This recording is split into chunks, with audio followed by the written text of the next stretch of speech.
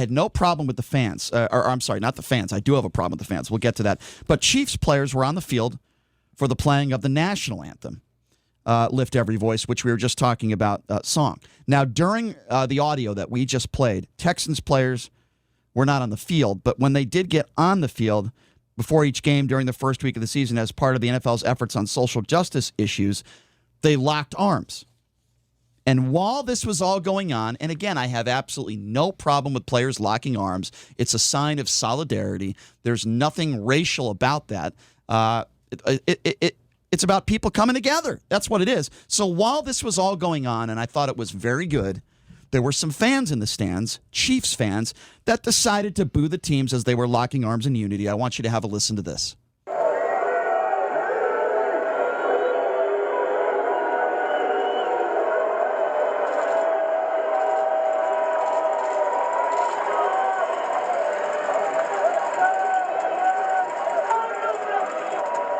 Okay, so first of all, not making this stuff up. That's exactly what it was. It was booing.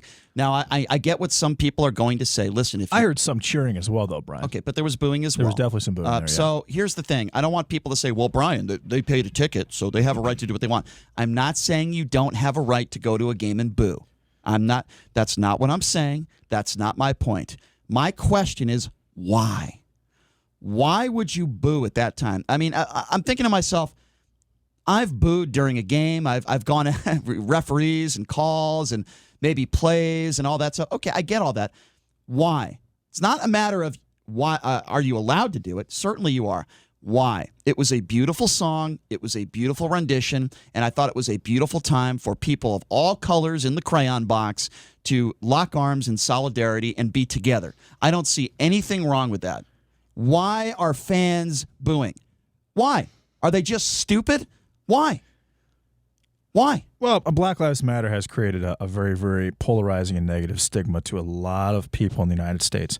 Now, that being said, and this may surprise you, Brian, I have zero problem with them standing and locking arms in solidarity either as American citizens. So you wouldn't boo? Absolutely not. No. So why are they booing? Now, I believe one player for the Chiefs did kneel.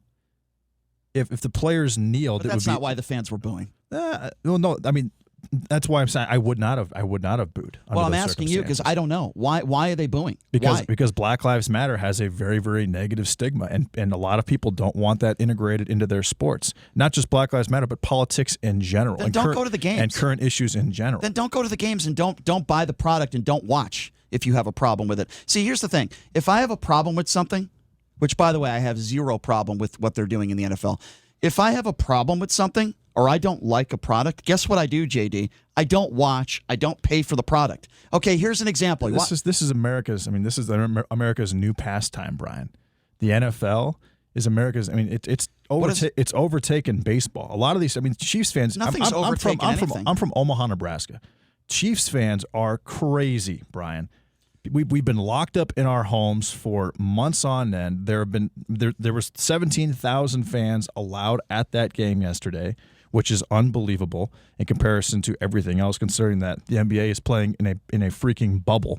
I mean, these fans want to watch football. They don't want to have politics and current issues and racial relations jammed down their throats. That's why they would boo. That being said, I think they were out of line booing because those players were just standing there in solidarity as American citizens. Some happen to be African Americans or black, some happen to be white, some happen to, I mean, of all, like you said, every single color of the crayon box. So I think that they were out of line doing that. Now, had the national anthem been played or had all these players kneeled, I would have agreed with the booing. But I think that this was out of line. But I believe the reason why they're booing is because they go to these games not to, again, it's a break from politics, it's a break from current issues, it's a break from racial relations, and these fans, they literally love the Kansas City Chiefs.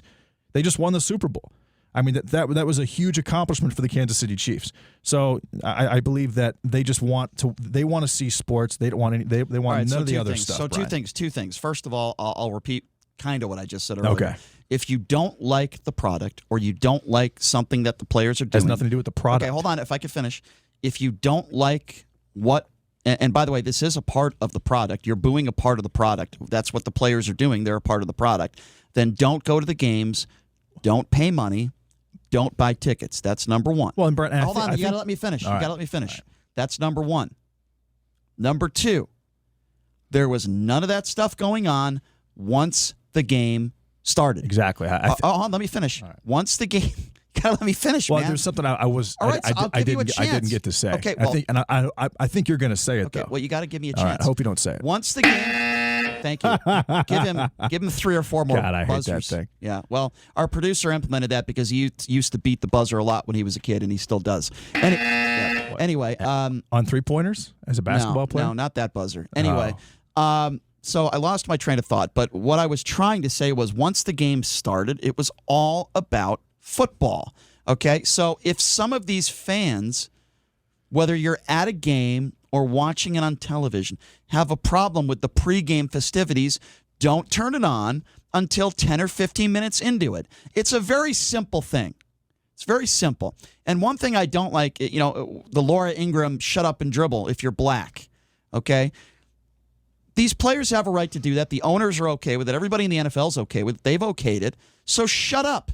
Why don't the fans shut up and watch the game? And if you don't want to watch the pregame festivities, then don't show up early, you dummies. I'm sick of you all.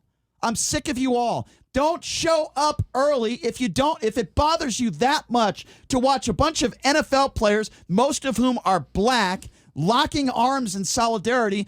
Then you've got problems. You've got problems in your own life. Don't watch the first 10 or 15 minutes then. It's very simple. Change the channel. Don't go to the game early. Have a beer in the parking lot. Is that so hard if it bothers you that much? But I got to tell you something, folks, and I'm going to be honest with you here. If you're one of those people, and I know you're out there, there's some of you out there, that got an aneurysm last night and got chest pain because you saw a bunch of players locking arms and it gets you that upset, then quite frankly, I don't even know how you get through life. You need therapy. That's exactly right. Thank you, Mr. McCloskey. We'll get to him a little later in the show. But what is the problem here? Is he our fact checker, McCloskey? No, he's not our fact checker. Okay, good. I'm glad to hear that. Just a soundbite, JD. Okay. Just a soundbite. By the way, one thing I didn't get to say is that I think a lot of these fans, they just wanted to watch the game. They just wanted football. I think that whether it was players standing in solidarity or something else that took 15 to 20 minutes, it was taking too long, in their opinion, for the game to start. I think that was part of why they were booing as well. I don't think it was all necessarily because it was those players that were standing in solidarity with. I believe there was one player that was kneeling. Okay, so I have a major problem with even that one player kneeling. So like I said, it's a very simple fix for some of the people out there that it bothers so much. And by the way, with everything else that's going on in the world, when something like that bothers you that much that you have to boo, then you've got issues. You've got problems. But with that being said, don't go to the game early. Wait until the game starts. Wait until the opening kickoff. Or here's an interesting one. If you're watching the game on TV, change the channel. Watch your Fox News and watch Tucker, white supremacist Carlson, or Laura, the evil racist witch Ingram. Watch them for 10 minutes because I'm sure you'll be very entertained by what they have to say every day attacking minorities. And wait until the game starts, and then you'll be just fine. But I want to open up the phone lines now, and I want to know what you guys think out there. Did it bother you yesterday, the pregame festivities in the Kansas City Chiefs game and the Houston Texans? Did it really bother you that much that you are with the fans, that you felt that it was so bothersome to you that if you were at the game, you would have booed, and you would have booed when you heard the Lift Every Voice, the Black National Anthem that I thought Alicia Keys did such a wonderful job in singing and reciting? Would it have bothered you that much when you saw players on the field locking arms in solidarity that you would have felt the need